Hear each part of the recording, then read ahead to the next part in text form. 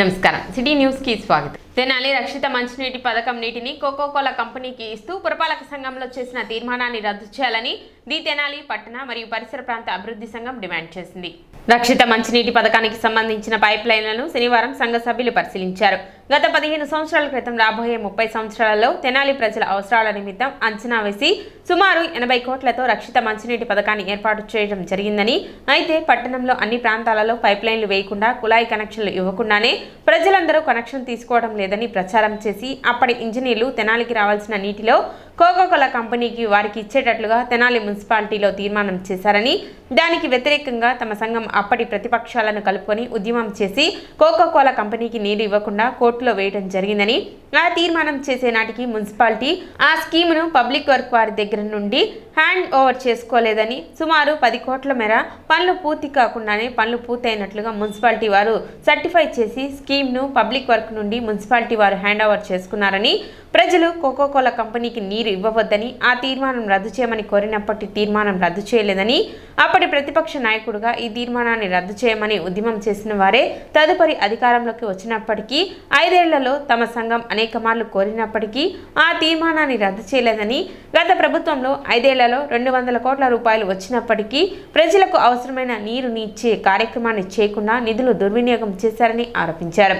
ప్రస్తుతం మంత్రిగా ఉన్న నాదెండ్ల మనోహర్ కోకోకోలా కంపెనీకి నీటిని ఇచ్చే తీర్మానాన్ని రద్దు చేయాలని, తెనాలి నీరు తెనాలికి ఇచ్చేటట్లుగా చేయాలని సంఘ సభ్యులు కోరారు. కార్యక్రమంలో సంఘ అధ్యక్షులు Darisi Sivakoteswararao, Davuluru Sivasankarrao, Abdul Arif, Abraham Lincoln, Somaiah Sastri, P Rammohan Rao, Yanamadala Ramesh Babu, Satulu Rajesh, Lakkaraj Chiranjeevi తదితరులు పాల్గొన్నారు. తెనాలి పట్టణంలో ప్రజలందరి కోసం 50-30 సంవత్సరాల కోసం ఎస్టిమేషన్ వేసి సెంట్రల్ గవర్నమెంట్ వారు విజయవాడ నుంచి తెనాలికి 80 కోట్ల రూపాయల విలువతో వాటర్ స్కీమ్ ఇచ్చారు.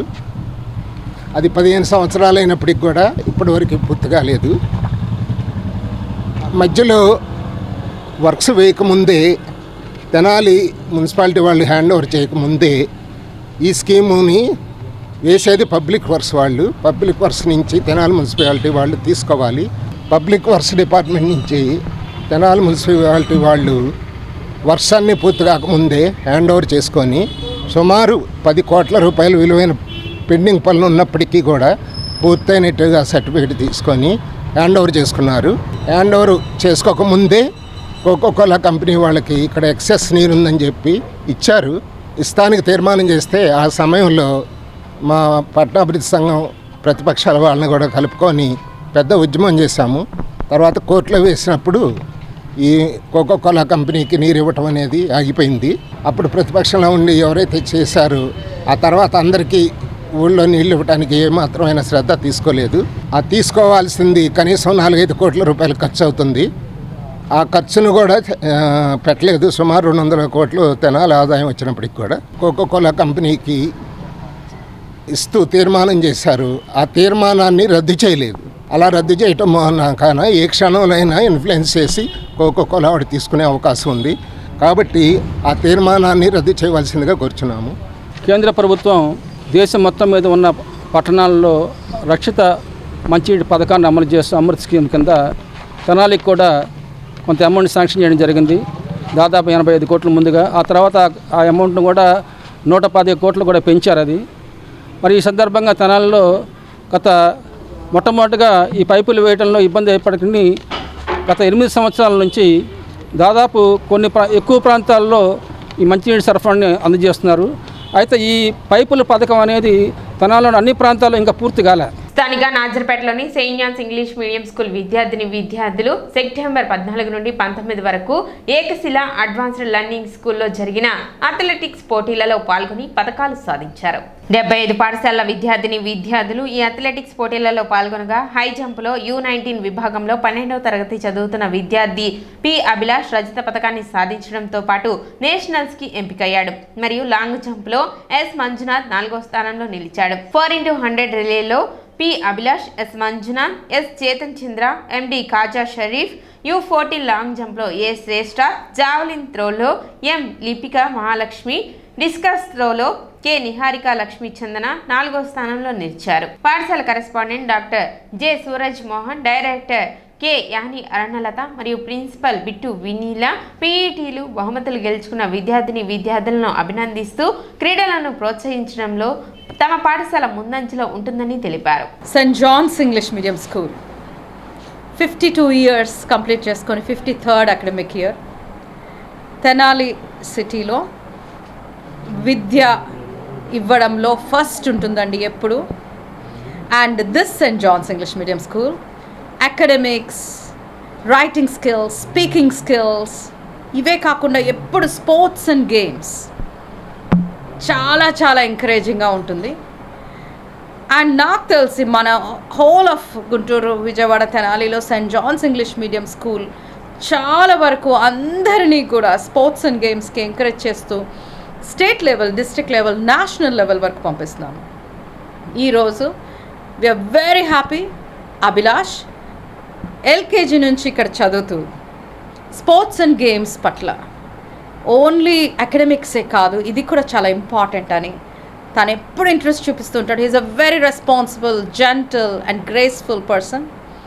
ఈరోజు క్లస్టర్స్ సిబిఎస్ఈ నల్గొండ స్కూల్లో జరిగిన క్లస్టర్స్లో under-19 silver medal for high jump. And we congratulate Abhilash. Gurajada Apparao జయంతి కార్యక్రమాన్ని పట్టణ పురపాలక సంఘ కార్యాలయంలో ఘనంగా నిర్వహించారు. ఈ సందర్భంగా చైర్పర్సన్ తాడిమైన రాధిక, కమిషనర్ బండి శేషన్న మరియు సిబ్బంది ఆయన చిత్రపటానికి పూలమాలలు వేసి నివాళులు అర్పించారు. బాల్య వివాహాలు, కన్యాశుల్కం వంటి దురాచారాలను ఎదిరించిన గొప్ప సంఘ సంస్కర్త గురజాడ అప్పారావుని రచయితగా, సాహితీకారుడిగా, హేతువాదిగా, అభ్యుదయ కవిగా ఆయన రచనలు నేటికి ప్రజల మన్ననలు పొందుతున్నాయని అన్నారు.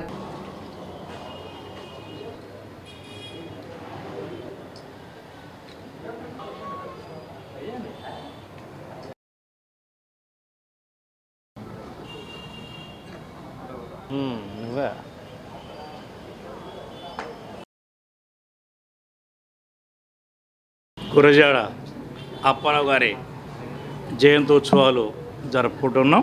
గౌరవ చైర్పర్సన్ గారు, మున్సిపాలిటీలో ఉన్నటువంటి బృందం అందరం కూడా కలిపి వారికి నివాళులు అర్పిస్తున్నాం.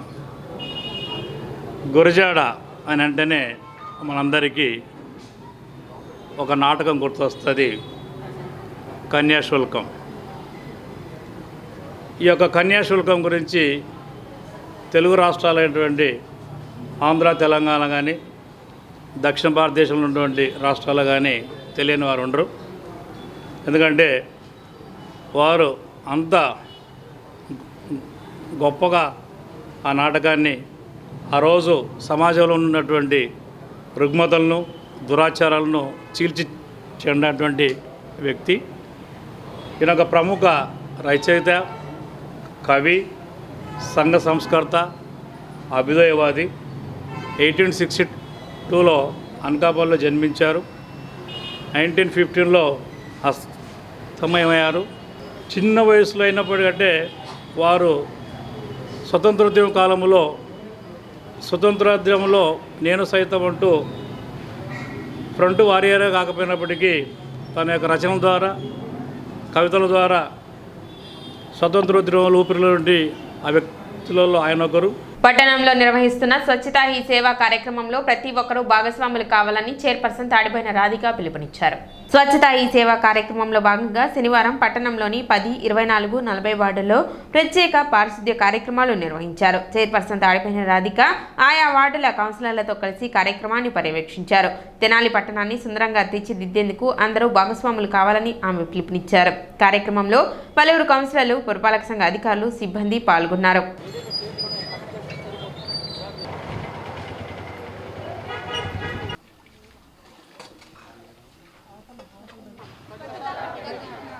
మహాత్మా గాంధీ కేవలం భారతదేశ స్వాతంత్రమే కాకుండా స్వచ్ఛత మరియు మన కర్తవ్యం. నేను పరిశుభ్రతకు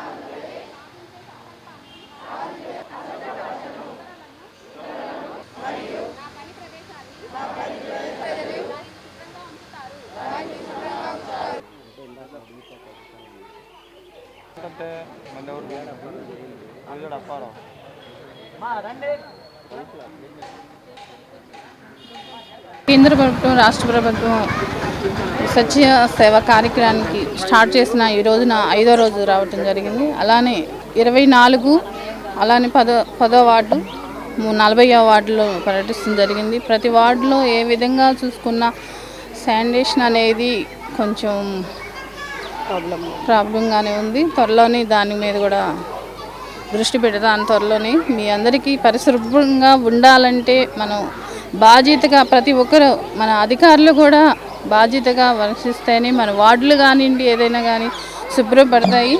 అందులో భాగంగా మనం స్వచ్ఛ సేవా కార్యక్రమానికి మన మున్సిపల్ సిబ్బంది ఆఫీసర్లు అలానే శానిటరీ సెక్రటరీ కానివ్వండి ప్రతి ఒక్కరూ మాతో పాటు పాల్గొంటున్నారు. కొబ్బరి బోండాలను రోడ్లపై వేస్తే కఠిన చర్యలు తీసుకుంటామని మున్సిపల్ కమిషనర్ బండి శేషన్న హెచ్చరించారు. పట్టణంలోని కొబ్బరి బోండాల వ్యాపారులతో మున్సిపల్ కార్యాలయంలోని కౌన్సిల్ హాలులో సమావేశం నిర్వహించారు. ఈ సందర్భంగా ఆయన మాట్లాడుతూ రోడ్ల వెంట కొబ్బరి బోండాలు పెట్టుకునేవారు ప్రజలకు ఇబ్బంది కలగకుండా వ్యాపారాలు చేసుకోవాలని సూచించారు. అలాగే త్రాగిన కొబ్బరి బోండాలను ప్రత్యేకమైన స్థలంలో వేసి మున్సిపల్ సిబ్బందికి అందజేయాలని సూచించారు. సమావేశంలో మున్సిపల్ ఆరోగ్యాధికారిని doctor K Helen Nirmala, incharge ME Srinivasarao, ACP Z Sudhakar, వ్యాపారులు పాల్గొన్నారు. కోరిలో తీసుకెళ్ళేయాలంటే ఇక మేము తినేదేం లేదు, అది పరిస్థితి. వాస్తవంగా ఇప్పుడు ఇక్కడ అమ్మే వాళ్ళల్లో 4 కోట్లు ఏమో ఉన్నాయి, రోజుకు 2000 1500 సంపాదిస్తారు. కథం వాళ్ళంతా 1000 రూపాయలు 800 వాళ్ళు 2 మనుషులు. మరి ఈ బుర్రలన్నీ వెహికల్స్ పెట్టి అక్కడ తీసుకెళ్ళిపోయాలంటే వీళ్ళు తినేదేం లేదు సార్. ఇక అట్టడప్పుడు వ్యాపారం మానేయటం. ఇక మన పట్టణంలో ఈ శుభ్రతకు సంబంధించి కొన్ని కార్యక్రమాలు జరుగుతున్నాయి. అందులో భాగంగానే స్వచ్ఛత హీ సేవ అనేటువంటి కార్యక్రమాలు జరుగుతున్నాయి. ప్రతిరోజు 3 వార్డులలో ఈ శానిటేషన్ కార్యక్రమాలు చేస్తున్నాం ప్రభుత్వం ఇచ్చినటువంటి ఆదేశాల ప్రకారంగా. దానిలో భాగంగా ఈ శుభ్రతకు అనారోగ్యానికి ప్రధాన అడ్డంకిగా వాడేసినటువంటి కొబ్బరి బోండాలు ఉన్నాయనేసి గుర్తించడం అయింది. ఈ యొక్క కొబ్బరి బొండాల వ్యాపారాలు చేసేవాళ్ళు అందరూ కూడా కొబ్బరి బొండాలు వాడినాక రాత్రిపూట ఊరి బయట పారేస్తున్నారు. దానివల్ల అశుభ్రత పెరిగిపోతుంది. వాటన్నిటి కూడా క్లియర్ చేయడానికి మున్సిపాలిటీకి చాలా ఇబ్బందికరంగా ఉంది. అందువల్ల ఈరోజు వాళ్ళందరూ కూడా పిలిపించాం, వాళ్ళతో మాట్లాడుతున్నాం, వాళ్ళ సాధక బాధలన్నీ కూడా వింటున్నాము. ఓవరాల్గా అయితే ఏంటంటే వాటిని ఒక ప్రాపర్గా డిస్పోజ్ చేయాలనేసి సూచించాము. వారి యొక్క సమస్యలు చెప్పారు. అయినప్పటికీ ప్రజలందరికీ ఇబ్బందికరంగా ఉన్నటువంటి యొక్క శుభ్రత విషయంలో కొన్ని వాళ్ళ కష్టాలు ఉండొచ్చు. అంత మాత్రాన కొబ్బరి బొండాలను వాడేసినట్టు ఎక్కడ పడితే అక్కడ వేయకూడదు. కాబట్టి ఒక ప్రాపర్ డిస్పోజల్ అయితే కనుక బాగుంటుందనేసి వారికి చెప్పాం. సో వారు ఇంకో రోజు ఇవన్నీ కూడా అందరూ కలిసి మాట్లాడుకొని వస్తామంటున్నారు. వాటి ఒక ప్లేస్ అంటూ ఒకటి ఐడెంటిఫికేషన్ చేయాలి. సో చేసినాక ఊర్లో ఉన్నటువంటి యొక్క అశుభ్రతకు కారణమైనటువంటి వేస్ట్ కొబ్బరి బొండాలకు ఒక సొల్యూషన్ రాబోతుంది అనేసి అనుకుంటున్నాము. దీనికి సంబంధించి మళ్ళీ అతి త్వరలో దాన్ని ఎలా చేయబోతున్నాం ఏంటి అనేటువంటి విషయం మీ ముందుకు వస్తుంది. సిటీ న్యూస్ ఇంతటితో సమాప్తం. నమస్కారం.